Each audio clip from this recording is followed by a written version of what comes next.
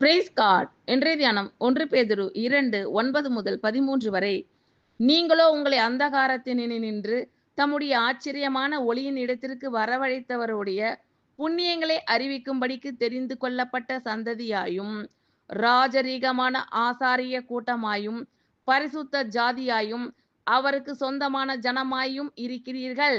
முன்னே நீங்கள் தேவனுடைய ஜனங்களாய் இருக்கவில்லை, இப்பொழுதோ அவருடைய ஜனங்களாய் இருக்கிறீர்கள். முன்னே நீங்கள் இரக்கம் பெறாதவர்களாய் இருந்தீர்கள், இப்பொழுதோ இரக்கம் பெற்றவர்களாய் இருக்கிறீர்கள்.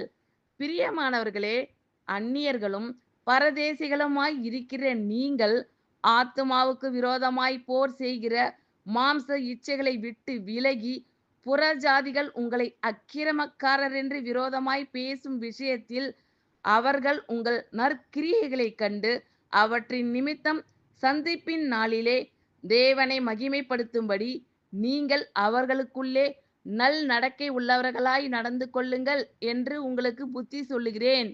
நீங்கள் மனுஷருடைய கட்டளைகள் யாவற்றிற்கும் கர்த்தர் நிமித்தம் கீழ்ப்படியுங்கள். ஆமென். Thank you Lord.